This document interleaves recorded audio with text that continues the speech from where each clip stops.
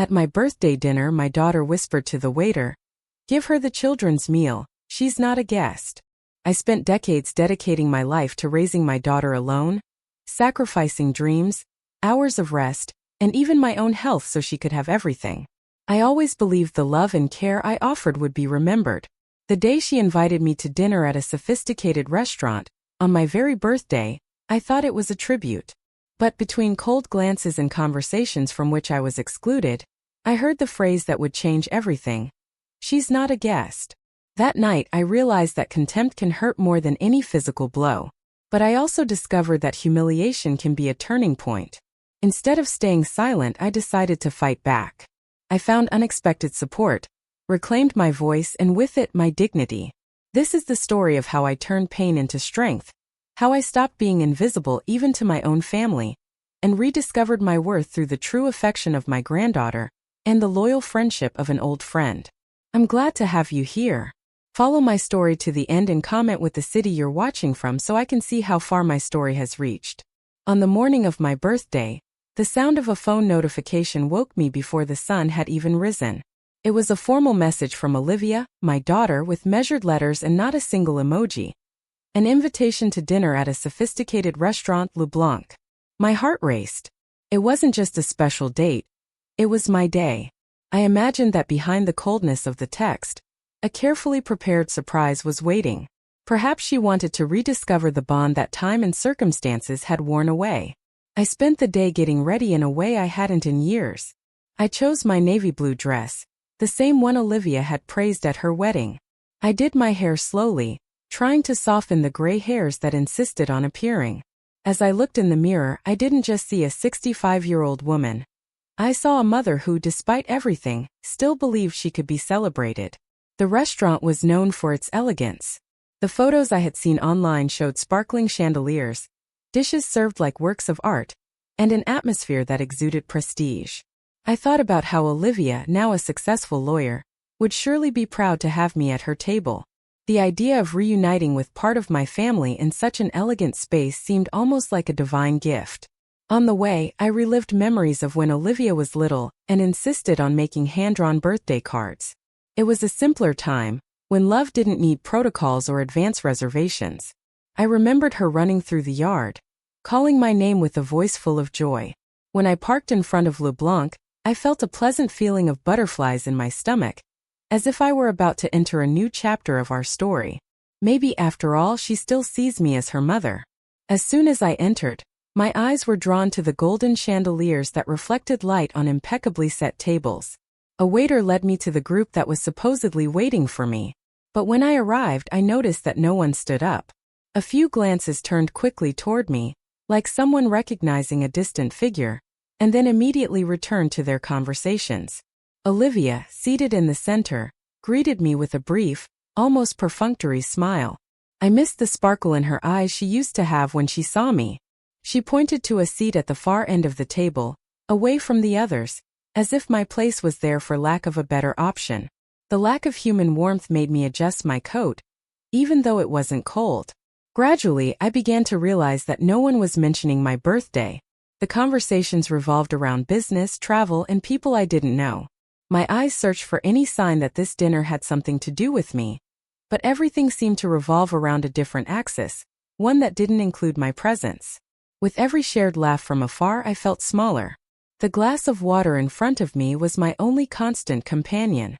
I avoided looking directly at Olivia, so as not to reveal the pang of disappointment that was beginning to grow. I looked around and not a single corner of the decor was less than perfect, except for the emptiness that surrounded me. The decor was flawless, but there was no room for me. As I tried to look busy with my napkin, I heard a whisper too close to ignore. Olivia leaned discreetly toward the waiter, but my position allowed me to hear every word. "Give her the children's meal, she's not a guest." For a moment I thought I had imagined it, but the waiter's embarrassed look confirmed the cruelty of the phrase. My body froze. The sound of conversations around me turned into a distant hum. I felt my face flush, as if everyone could read my humiliation. I remained still, my hands resting on my lap, trying not to let my emotions overflow.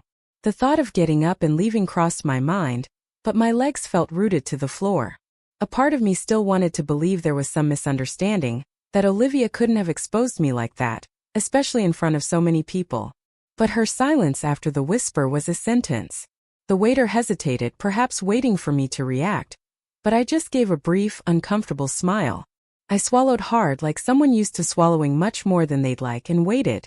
In that instant, I realized that the date I had looked forward to with hope was not a celebration. It was my birthday. But there, I was just an inconvenience to be tolerated. Glasses clinked as someone stood to propose a toast. The words that followed were all about professional achievements, goals met, and the pride Olivia brings to the family. I smiled faintly as if sharing in the moment, but inside, each phrase felt like a hammer blow, reinforcing that this was not my day. There was no mention of the date that, for 36 years, Olivia had learned to celebrate with me. I kept my posture straight, my shoulders back, like someone clinging to what little dignity remained. Every so often someone would cast a brief glance in my direction, but not to include me, just to make sure I stayed in my corner. My fork rested beside my plate, untouched, while laughter echoed from the opposite end of the table. The glow of the chandeliers reflected on glasses and silverware, but there wasn't enough light to warm that environment for me. Olivia, at the center, seemed increasingly distant, surrounded by admirers and words I was not a part of. I was just a shadow at a celebration I didn't understand. With every minute, the lump in my throat grew. I tried to replace it with a smile, but the muscles in my face no longer obeyed. The pain wasn't from the absence of a cake or a happy birthday, but from the deafening silence between a mother and her daughter. I looked at my distant chair and realized the cruel symbolism of that spot. The table was large, but my chair felt like it was for a punishment. Between one course and the next, I felt a small hand rest on mine. I looked down and saw Michelle, my granddaughter, watching me with a care that no one else in that room seemed to have. Her brown eyes, so much like Olivia's when she was little, asked me something her mouth took a moment to pronounce. "Grandma, are you okay?" I answered with a gentle smile, the same one I always used to spare her from bigger worries. "I'm fine, dear," I lied, but there was something in the way she looked at me that said she didn't believe it. Michelle held my hand longer than necessary, as if she knew that gesture was worth more than any toast. Olivia was chatting animatedly with two colleagues, oblivious to the small refuge her daughter was offering me. The laughter in the background contrasted with the knowing silence that settled between Michelle and me. She didn't ask any more questions, but she didn't let go of my hand until she was called back to her seat. As I watched her walk away, I realized that the girl, even so young, already had the sensitivity to notice when someone is left out. And unlike the adults around her, she didn't pretend I didn't exist. In that moment, I felt I wasn't completely alone on that cold, affectionless night. She was the only one who noticed my pain without me having to say a word. I was about to ask for the check myself when I heard my name mentioned a few feet away. I couldn't resist and turned my head slightly. Daniel, Olivia's husband, was talking to a woman I recognized as Ava, her co-worker. The next words cut through me like a cold wind. "The dinner is to celebrate Olivia's promotion. She didn't even want to invite her mother." Ava seemed to hesitate, as if that detail was harsher than she wanted to hear. But Daniel continued, not noticing my proximity. "It was just to avoid gossip, you know how it is." My heart tightened. So all that effort to get dressed up, all that care not to embarrass anyone had nothing to do with me. I remained still, as if any movement might reveal I was listening. The voices blended with the other conversations, but to me they sounded crystal clear. The confirmation I had feared was there. My presence wasn't an honor, it was a concession. I swallowed the heavy air that seemed too thick for my lungs. I looked at Olivia, radiant, receiving compliments, and wondered how long ago she had moved me from the center of her life to the periphery. That night wasn't about me, it never was. I wasn't being honored. I was just being tolerated. The waiter approached with measured steps, carrying a plate carefully decorated with fruit and a pale cream. No candle, not even a shy happy birthday. Just a generic dessert, as if it were another item on the order list. I stared at the plate for a few seconds, trying to find any trace of affection in it, but all I saw was absence. I picked up the spoon calmly, even though my hands were trembling. As I brought the first bite to my mouth, the sweet taste seemed to carry a bitter edge, perhaps from the taste of the silence that had accumulated around me. I maintained a serene expression, trained over years to hide hurts in public. The sound of distant conversations became increasingly disconnected from me. No one noticed whether I tasted the dessert or not, and that made me realize how irrelevant my presence was to that celebration. Every loud laugh at the other end of the table reminded me that there was a universe there that I did not inhabit. I continued eating, more out of reflex than desire, swallowing with it every memory of birthdays where Olivia was the center of attention at parties I had prepared myself. Now, the reversal of that scene hurt more than any forgotten flavor. When the plate was empty, I felt as if I had just completed a silent sentence. Every bite seemed a reminder of what had been forgotten. I stood up with the excuse of going to the restroom, hoping to find a moment of privacy to compose myself. As I pushed the door open, a surprise. Beatrice, my friend from my youth, was standing before the mirror. Her eyes widened when she saw me, and a hug came before any words. She observed me carefully, as if reading between the lines of my expression. "Are you okay?" she asked, already knowing the answer. I shook my head, unable to contain the lump in my throat. Beatrice didn't ask invasive questions. She just held my hands firmly, conveying a sense of security I had forgotten existed. We talked briefly about the chance of our meeting. She was at the restaurant with a couple of friends and, by luck, had decided to go to the restroom at that very moment. "My luck," I replied, feeling the weight of loneliness lift, even if just for a few moments. The mirror reflected two women with long histories and deep marks. Unlike others, Beatrice didn't look at me with pity, but with recognition. It was as if she were silently reminding me of who I was before I was just Olivia's mother. As I took a deeper breath, she smiled tenderly and confidently. She said, "Some people forget, but I remember who you are." I returned to the table with measured steps, trying not to draw attention. However, Daniel approached before I could sit down. His voice was low but carried a firm tone. "Audrey, it would be better if you left before the end. We don't want to create any awkwardness." For a moment I thought I had misheard, but his tone left no room for doubt. I looked around. No one seemed to notice the scene, as if it were a rehearsed act meant to go unnoticed. I felt a mix of indignation and sadness, but the fear of causing a public confrontation made me just nod in agreement. Inside, a storm was brewing. Daniel added that he would call a taxi for me, as if he were doing me a favor. The humiliation of not even having control over my own departure burned more than his words. Still, I took a deep breath and accepted, like someone retreating to preserve what little dignity they have left. As he walked away, I realized this night had a script written to erase me from the very beginning. However, an internal spark began to ignite, small but stubborn. I knew that if I let it, this pain could consume me, but it could also move me. I wouldn't speak up tonight, but I would soon. They wanted me to disappear. But something inside me was starting to wake up.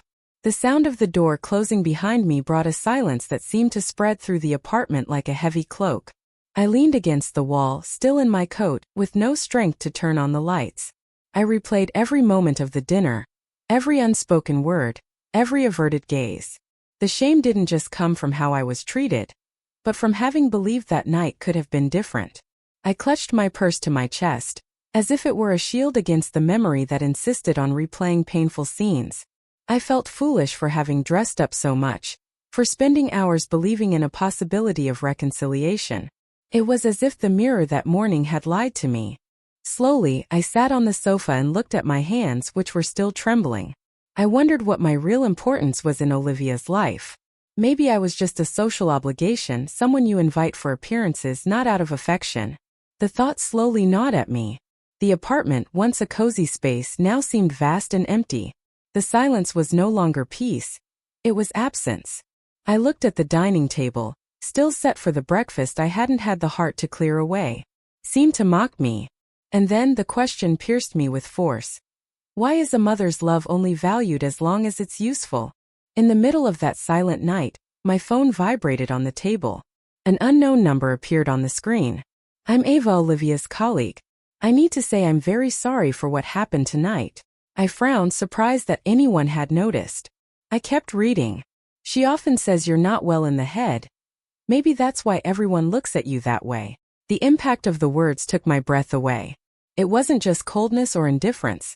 It was a narrative constructed about me, a plot in which I was the unstable character, convenient to justify any distance.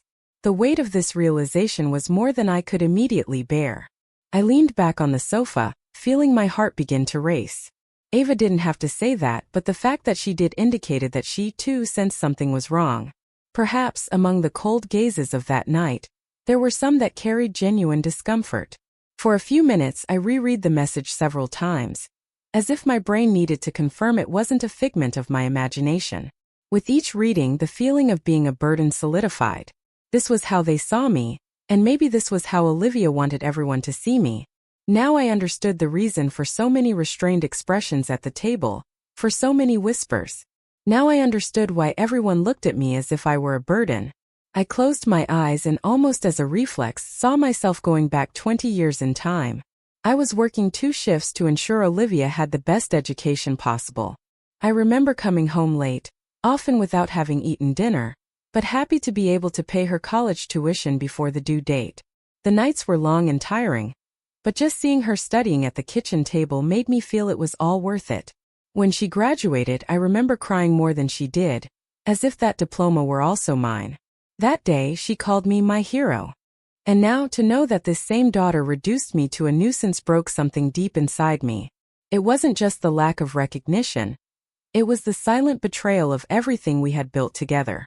I looked at my time-worn hands, remembering the times I held hers during her crises of insecurity, promising I would never leave her. I kept my promise, even though she had now chosen to leave me on the sidelines. The pain was dense, but it came with a love that insisted on existing. It didn't just hurt because she didn't love me. It hurt because I loved her too much. I spent the morning rehearsing what I would say to Olivia. I wanted to understand what had happened at the dinner, why I was treated like a burden, why she had erased me in that way. I called in the early afternoon. The call took a while to be answered. When I finally heard her voice, it was like talking to a stranger. I explained that I needed to talk, that there were things that were hurting me. She sighed like someone being interrupted from something more important. Mom, now is not a good time.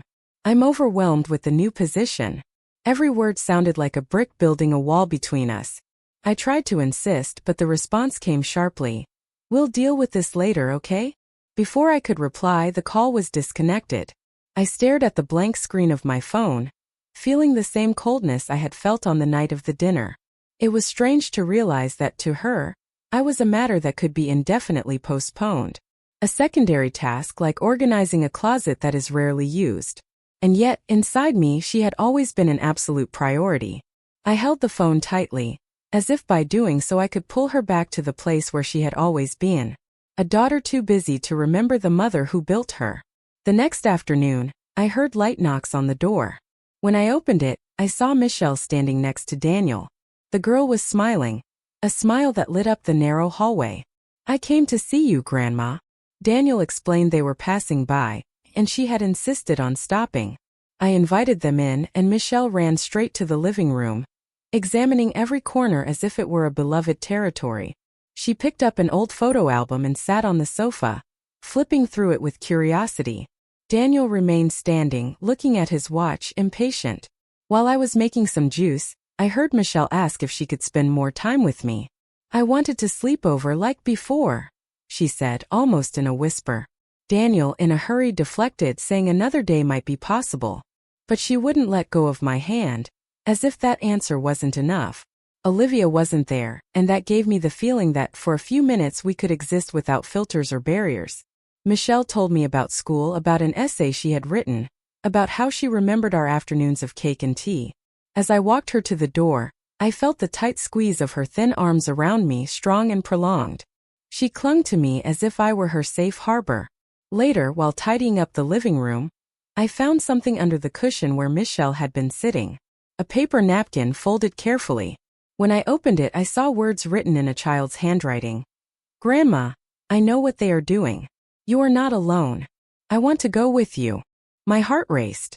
I held the paper as if it were made of glass, fearing that any sudden movement would erase those words. A mixture of tenderness and sadness completely enveloped me. It was as if she had found a silent way to protect me, I sat at the table and reread the message over and over.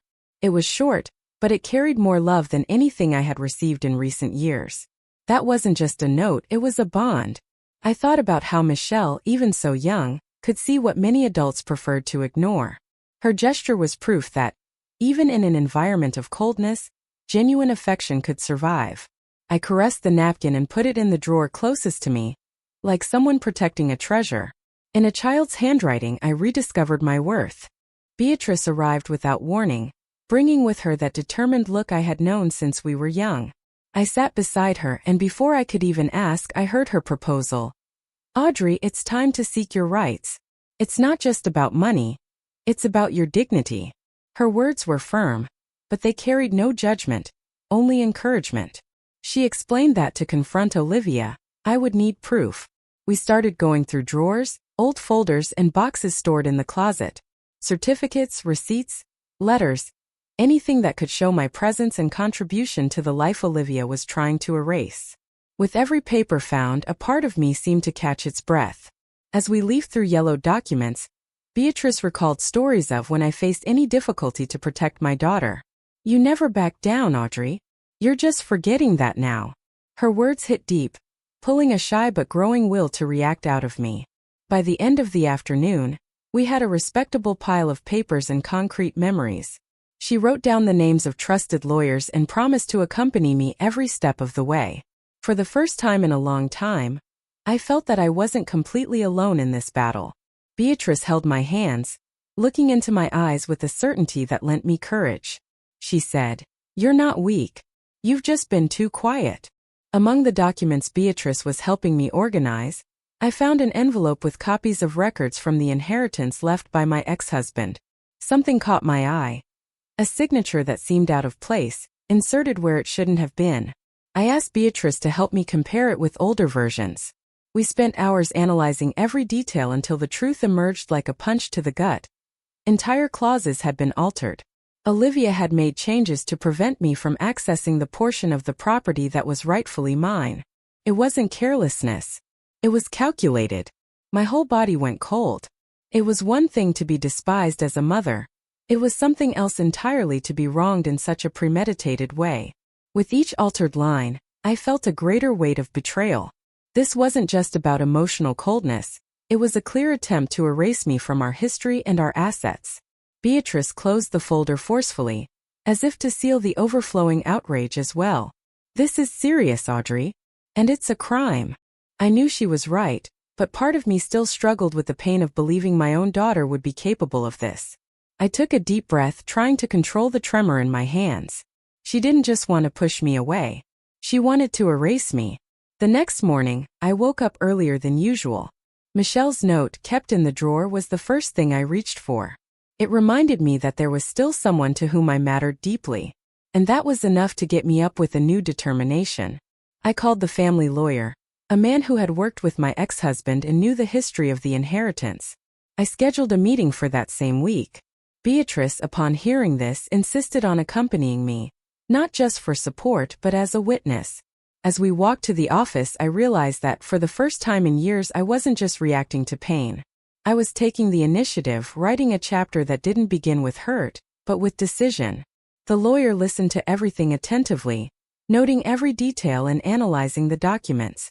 In the end, he assured me that the case had merit and we could proceed with a lawsuit against Olivia. I felt a mix of fear and relief. Fear of the confrontation, relief at finally having a voice. When we left the building, I looked at Beatrice and realized something in me had changed. For the first time, I was going to use my voice, and no one was going to interrupt me. I walked into the glass-walled lobby of Olivia's office, feeling the weight of every step. The environment exuded professionalism, with impeccable receptionists and a silence punctuated only by the sound of keyboards. Upon seeing me, the secretary seemed surprised but announced my presence. Minutes later, Olivia appeared in the hallway, elegant as always, but with a stiffness in her eyes. She paused for a second before flashing a rehearsed smile, the kind reserved for important clients and visitors. "Mom, what a surprise," she said, in a tone that tried to sound welcoming but failed in its naturalness. Around us, co-workers discreetly watched the scene. We walked to her private office, and she made sure to leave the door ajar, as if wanting to keep up appearances for anyone passing by. The smell of freshly brewed coffee contrasted with the chill in the air. I sat across from her desk, feeling simultaneously like an intruder and a guest who was not to stay long. Olivia fidgeted with papers, avoiding my direct gaze. It was as if the mere presence of her mother there was a blemish on her perfect image. I knew that behind that restrained smile, there was an urgent desire to get rid of me. I remained silent for a few seconds, just observing. She smiled in public, but her eyes wanted me out of there. I took a deep breath and began. I told her I knew about the alterations to the inheritance, about the dinner, and about what Ava had revealed to me. I spoke slowly but firmly, leaving no room for interruptions. Olivia, however, leaned back in her chair, crossed her arms, and let out a short laugh. "Mom, that's absurd. You're confusing things. You've always had a vivid imagination." The words were like cold blades, cutting not only the conversation but also the thin line of trust that still remained. She looked at me with condescension, as if I were a child telling stories. I didn't back down. I reinforced the facts, showed documents, details, and dates. Her expression changed subtly, not to remorse, but to a poorly concealed irritation. Denial was her shield and disqualification her favorite weapon. Inside, I felt a different kind of strength. I was no longer the mother begging for affection. I was the woman demanding respect. Olivia could try to paint me as unstable, but now there was proof and I was willing to use it. She looked away, fidgeting with her phone, but I knew my words had hit a vulnerable spot. I was no longer the confused woman she manipulated. Days later, Olivia received a formal invitation from my lawyer for a meeting at her own office. The strategy was clear: to put her in a scenario where appearances could not hide her. Upon learning this, Daniel called me, asking me to reconsider. His voice sounded more concerned with Olivia's reputation than with the truth. I refused any informal agreement. It was time to make every step official. Beatrice, by my side, reinforced that we should not give in. The lawyer prepared a complete dossier and asked us to bring all the original copies of the documents. On the scheduled day, we entered the office with confident steps.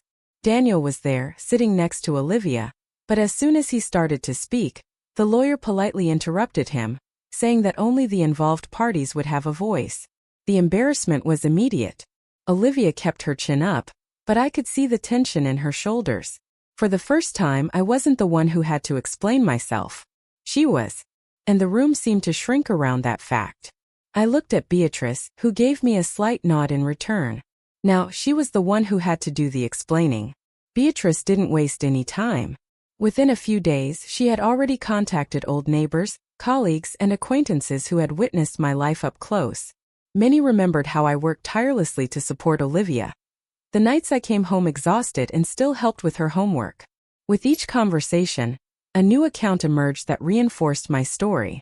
We noted everything: dates, facts, small situations that revealed my constant and active role in my daughter's life. Some neighbors even had old photos, newspaper clippings, and letters they had saved over the years. It was as if, by recovering these memories, I was also rediscovering myself. Beatrice conducted the interviews with patience and determination. She knew these testimonies could be valuable not only for the lawsuit, but also for restoring my own perception of who I was. And, more than that, they showed that outside the circle of coldness Olivia had created, there were still people who saw me with respect. With each testimony, I felt a kind of warmth spreading through me. It wasn't just the feeling of justice on its way, but the sense that my story wasn't lost. I wasn't invisible to everyone. I looked at Beatrice, grateful, and realized that little by little the narrative about me was changing. The invisible woman was beginning to be remembered. With the material gathered, Beatrice took the next step. She filed, along with the family lawyer, a formal complaint against Olivia and also against the restaurant for public humiliation.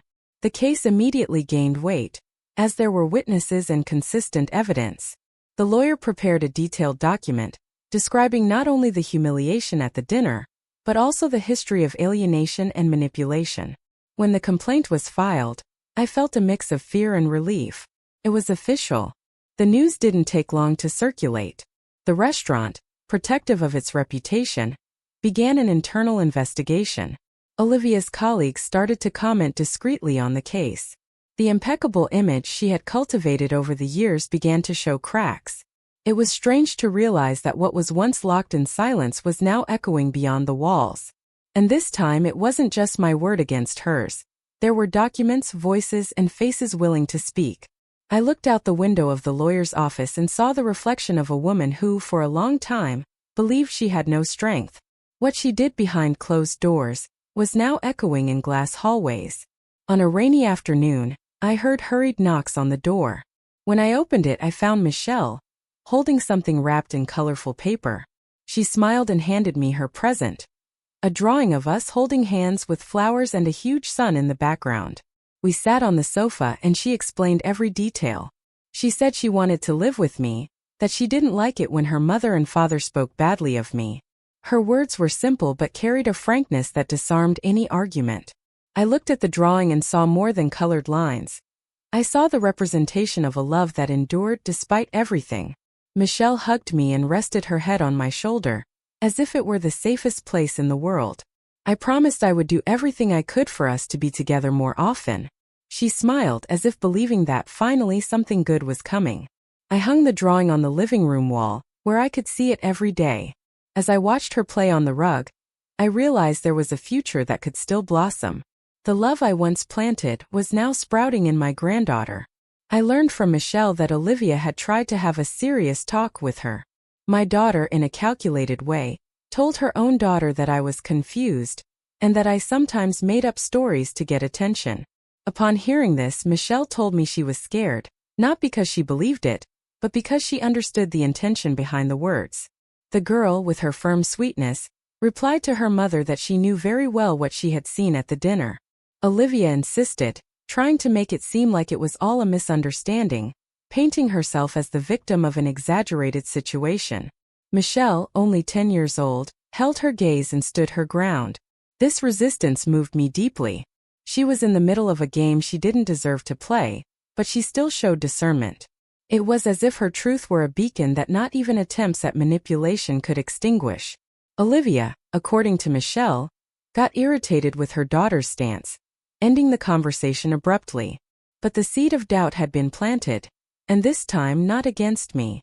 Michelle, small but whole, looked at her mother and said, "It's not Grandma who's lying." Daniel, who until then had seemed aligned with Olivia in all decisions, began to distance himself. I noticed this when, in a meeting with the lawyer, he remained silent, avoiding defending his wife with the same fervor as before. Perhaps he was more concerned with preserving his own image than with continuing to support her narrative. At the same time, Olivia began to lose allies. Co-workers started avoiding direct conversations about the matter, and some discreetly stopped attending events she organized. The trust she had cultivated with so much effort began to crumble. The final blow came when the restaurant's lawyer, aiming to avoid greater repercussions, proposed a public settlement. It was a gesture that, for someone who valued status so much, sounded like an implicit admission of wrongdoing.